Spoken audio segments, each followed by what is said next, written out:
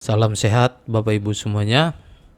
Izin Bapak Ibu, di sini saya mau menyampaikan yaitu bagaimana tutorial pelaporan SITKO, Sistem Informasi Terpadu Kesehatan Kerja dan Olahraga, kepada Bapak Ibu yang petugas di Puskesmas.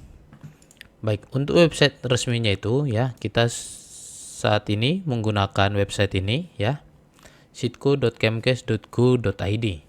Nah, jadi buat Bapak Ibu yang masih menggunakan website demo, ya mungkin bisa menggantikannya dengan website ini.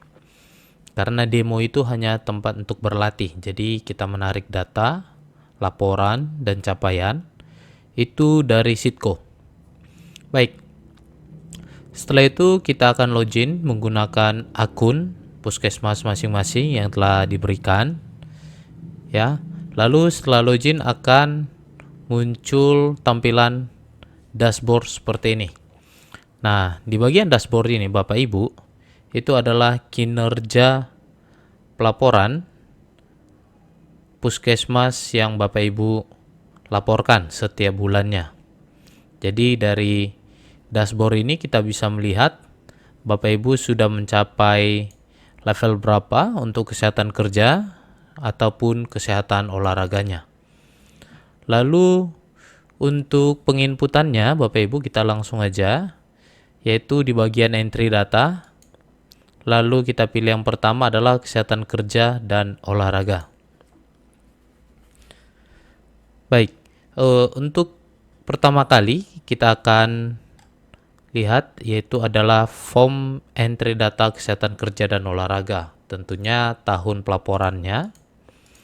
Dan juga di sini dibagi menjadi dua kategori ya Bapak Ibu. Yang pertama yaitu variabel data tahunan. Lalu yang kedua adalah variabel data bulanan. Untuk variabel data tahunan itu diupdate minimal 1 tahun sekali. Jadi ini akan diupdate 1 tahun sekali dan pastinya itu di awal bulan, awal tahun. Jadi misalnya nanti ini ada tahun 2025, maka Januari ini harus diupdate ataupun diisi. Baik. Lalu selanjutnya kita lihat variabel data tahunan untuk isian variabel kesehatan kerja. Nah, di sini ada status, lalu ada pilihan statusnya tidak ataupun sudah ya. Untuk pertama kali dalam pelaporannya tentunya ini akan statusnya tidak. Lalu kita akan memulai penginputan pelaporan kita. Kita mulai dari yang pertama, perencanaan. Lalu kita klik saja statusnya dan akan muncul jendela mengambang atau jendela baru yang menjelaskan apa isian dari perencanaan itu. Nah, di sini adanya perencanaan kegiatan kesehatan kerja internal dan eksternal di puskesmas yang tercantum dalam RUK. Nah, ini isiannya ya.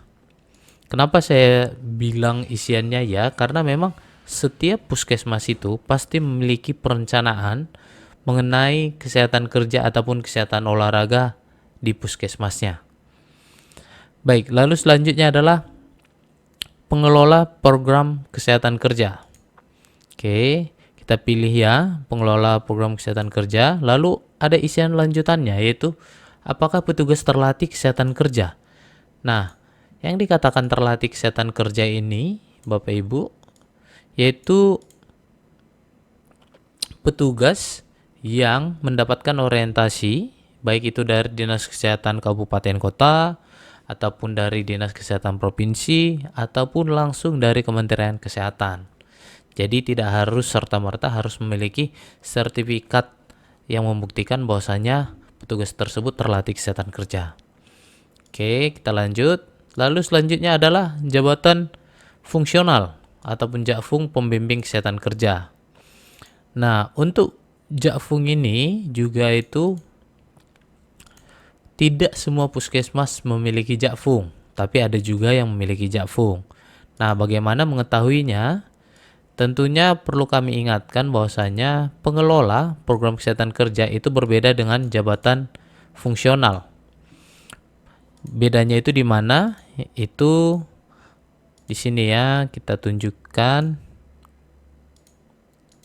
Oke, jadi ketika kita memiliki jakfung ya, jakfung itu nanti jabatannya yang tertera di SK PNS-nya itu misalnya menjadi pembimbing kesehatan kerja ahli. Nah, jadi nanti jabatannya seperti itu, pembimbing kesehatan kerja ahli pertama kah, ahli muda kah, atau ahli madya. Seperti itu. Jadi untuk memastikan ini apakah ada jakfungnya, mungkin bisa ditanyakan kepada pengelola ataupun rekan kerja lainnya, apakah mereka memiliki jabatan pembimbing kesehatan kerja ahli pertama atau ahli muda atau ahli madya. Seperti itu. Lalu kita save. Lalu selanjutnya adalah SOP. Ya, SOP ini pasti puskesmas sudah punya. Kenapa? Karena puskesmas itu ada akreditasi. Tentunya salah satu poin yang ada di akreditasi itu adalah mengenai SOP. Baik, selanjutnya peta identifikasi bahaya dan risiko di puskesmas. Baik, untuk ini sebenarnya ini setiap puskesmas memiliki ya Bapak Ibu. Tapi apakah ada wujudnya atau tidak? Ya, sebagian puskesmas ada, sebagian tidak. Nah, bagaimana memiliki peta wilayah risiko penyakit? Ya. Oke, jadi misalnya di puskesmas itu ada beberapa poliklinik ya. Misalnya ada klinik gigi, ada poliklinik satu lainnya.